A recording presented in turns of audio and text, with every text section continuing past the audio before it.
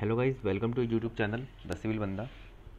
ये हमारी fluid mechanics की एक सीरीज़ है जिसके अंदर हम ईएस में पूछे जाने वाले बेसिक कॉन्सेप्ट्स फ्लूइड मैकेनिक्स से जो आते हैं उसको कवर करेंगे। और आज की इस वीडियो में हम देखेंगे कि किसी भी फ्लूइड के अंदर कोई भी शेप है, अगर ट्रायंगल, स्क्वायर या सर्कुलर जो भी शेप है, उसके ऊपर कितनी फोर्स लग रही है, उसका मैग्नीट्यूड प्लस वो फोर्स उस शेप पे किस जगह पे एक्ट कर रही है, ये दोनों चीज़ें हम इस वाली वीडियो में कवर करेंगे। तो शुरू करते हैं। सबसे पहले हम देखते हैं कि फोर्स कितनी लगती है। तो हम किसी डेरिवेशन पे नहीं जाएंगे इस वीडियो के अंदर, हम डायरेक्ट चीज़ों को सीखेंगे ताकि हम न्यूमेरिकल कर सकें एग्ज़ाम में। तो शुरू करते हैं। जैसे मान लो हमारे पास एक कोई वेजल है, ठीक है, यहाँ पे कोई एक स्क्वायर ओपनिंग है, ठीक है। तो हमसे अगर जो पूछ लिया जाए कि इस फ्लूइड की वजह से इसके ऊपर कितनी फोर्स लग रही होगी, या फिर ये स्क्वायर ओपनिंग की जगह ये ट्रायंगल ओपनिंग आ जाए तो कितनी फोर्स लगेगी, या सर्कुलर आ जाए या सेमी सर्कुलर आ जाए तो कितनी फोर्स लगेगी, तो उसका फॉर्मूला होता है F is equal to gamma A h bar, gamma of liquid. अगर ये पानी की जगह कोई ऑयल हो जाए या फिर कुछ और हो जाए जिसकी जी हमें गिवन हो, तो हम वहाँ पे फोर्स यूज़ करेंगे g gamma water a h bar. अब इस फॉर्मूले को समझ लेते हैं, इसके अंदर क्या क्या चीज़ें क्या है। जी स्पेसिफिक ग्रेविटी होगी जो ये लिक्विड होगा यहाँ पे, गामा वाटर हमें पता है। ए जो होगा जहाँ पे हमें फोर्स निकालनी है उसका एरिया, यहाँ पे निकालनी है तो इसका एरिया, नहीं तो इसका, फिर इसका। और एच बार क्या होगा कि जो हमारे पास ये सरफेस है जिस पे फोर्स निकालनी है उसका सेंट्रोइड, मतलब जैसे ये है सरफेस से जहाँ पे पानी का लेवल है वहाँ से ये एच बार, ऐसी ये ट्रायंगल है तो यहाँ पे एच बार। यहाँ पे हम ये नहीं बता रहे हैं कि फोर्स कहाँ पे लगेगी, फोर्स इस जगह पे नहीं लगेगी, फोर्स इससे थोड़ा नीचे लगेगी जो कि हम आगे अभी कवर करेंगे। हम अभी देख रहे हैं कि फोर्स कितनी लगेगी, तो फोर्स लगेगी g gamma water a h bar. तो जैसे सोल्व करते हैं थोड़ा। जैसे मान लो ये हमारे पास दे रखा है, इसके ऊपर एक स्क्वायर यहाँ पे इसके अंदर पड़ा है, ठीक है। इसकी जो भी डायमेंशन है मान लो 3 मीटर है, ठीक है। और यहाँ से 2 मीटर डेप्थ पड़ा है। तो इस पर अगर जो फोर्स पूछेंगे तो कितनी होगी, force is equal to gamma water, जो मान लो ये ऑयल है जिसकी 0.85 जी है, तो 0.85 gamma water into area, area होगा 3 into 3 into h bar. H बार निकालने के लिए क्या करेंगे, ये 2 प्लस 3 का आधा, रेक्टेंगुलर का सेंट्रोइड h/2 पे होता है तो 3/2, तो ये हमारे पास फोर्स आएगी। अब यहीं पे अगर जो रेक्टेंगुलर की जगह ये ट्रायंगुलर एरिया होता, ठीक है, उस पर निकालने के लिए बोला जाता फोर्स, तो हम क्या करते हैं, force is equal to 0.85 gamma water into area. अब इसका एरिया कैसे निकलेगा, मान लो बेस दे दिया 3, हाइट भी मान लो इसकी 3 दे दी, तो इसका एरिया होगा half into 3 into 3 into h bar. H bar कैसे निकालेंगे, मान लो यहाँ से यहाँ तक की हाइट दे दी 2 मीटर, तो एच बार इसका होगा कितना, 2 प्लस यहाँ पे सेंट्रोइड इसका जो होगा वो होगा 3 इंटू, ऊपर से देखेंगे तो 2/3 पे, और यहाँ पे एच बार पुट कर देंगे तो हमारे पास आ जाएगी फोर्स। अब निकालते हैं कि ये फोर्स एक्ट कहाँ पे करेगी। अभी हमने देखा कि ये फोर्स कितनी एक्ट करेगी, अब हमें देखना है कि फोर्स एक्ट कहाँ पे करेगी।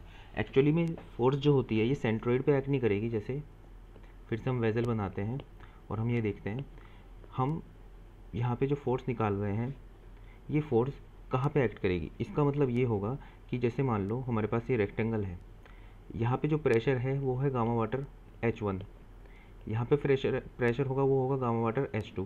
तो जैसे जैसे हम नीचे जा रहे हैं प्रेशर बढ़ रहा है।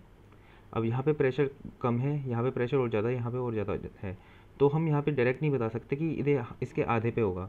जबकि अगर जो प्रेशर का डायग्राम ये है तो नीचे जाते जाते प्रेशर बढ़ता जा रहा है, तो हम ये नहीं बोल सकते कि ये सेंटर पे ये टोटल फोर्स एक्ट करेगी, जबकि सेंटर से थोड़ा नीचे फोर्स एक्ट करेगी, क्योंकि प्रेशर नीचे की साइड ज़्यादा बढ़ता जा रहा है।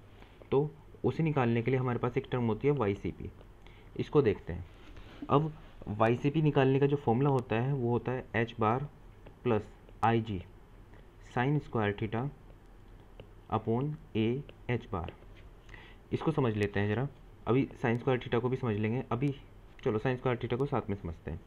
मान लो हमारे पास वेजल है, इसके अंदर हमारे पास ये रेक्टेंगुलर प्लेट पड़ी है अंदर की साइड, इसकी डायमेंशन ऐसे है, और ये एंगल थीटा पे है, ठीक है, तो पहले तो हम फोर्स देख लेते हैं, अब तक हमने एंगल पे फोर्स नहीं देखी।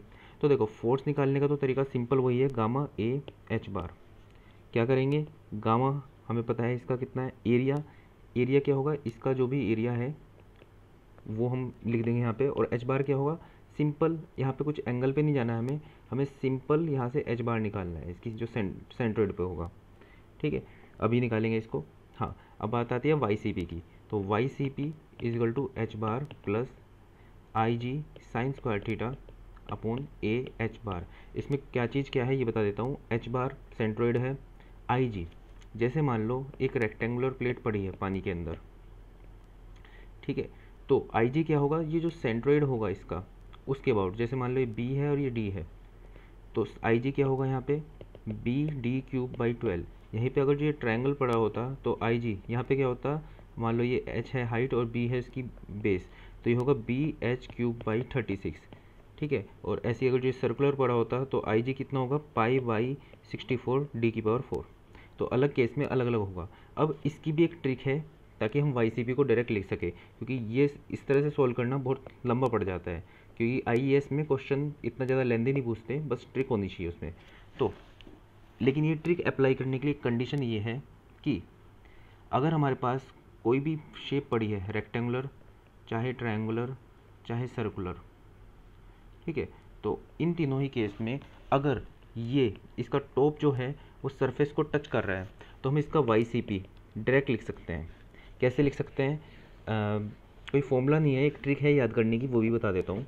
जैसे मान लो हमारे पास ये रेक्टेंगल है, ठीक है, जिसकी विड्थ बी है और एच है हाइट, तो इसका वाई सी पी जो होगा हमें ये पता है ये एच बार प्लस समथिंग होता है, तो एच बार जो होगा मतलब इसका सेंट्रोइड के थोड़ा सा ज़्यादा होगा।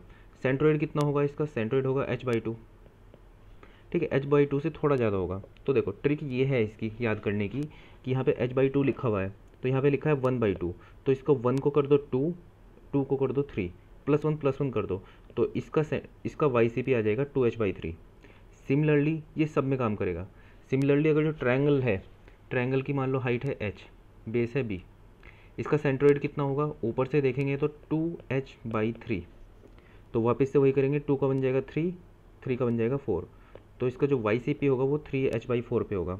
ट्रायंगुलर अगर जो उल्टा है उस केस में भी ये जो इसका एच बार होता है,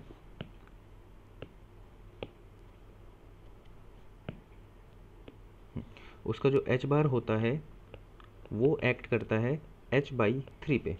मान लो इसकी हाइट टोटल h है, h/3 पे एक्ट करता है, तो 1 का हो जाएगा 2, 3 का हो जाएगा 4, तो हो जाएगा 2h/4 मतलब h/2। ठीक है, डायरेक्ट क्वेश्चन भी पूछे गए हैं आईएएस में, तो उसके अंदर हम डायरेक्ट h/2 3h/4 लिख के हम डायरेक्ट सोल्व कर सकते हैं। लेकिन ये कंडीशन तभी लगेगी अगर जो अपर सरफेस इसका वाटर सरफेस पे है।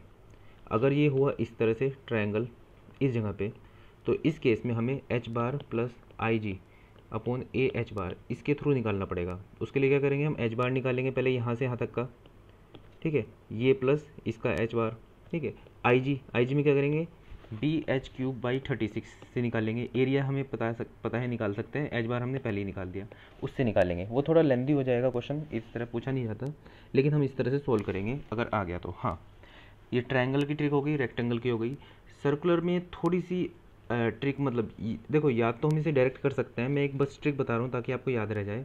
देखो जो एच बार होता है इसका वो होता है d/2 पे, ओब्वियसली रेडियस d/2 पे होता है, तो इसको d/2 ना लिख के इसे 4d/8 लिख दो, एक ही बात होगी। ठीक है, अब 4d/8 से थोड़ा सा ज़्यादा होता है वाई सी पी, तो 4d/8 की जगह इसको लिख देंगे 5d/8।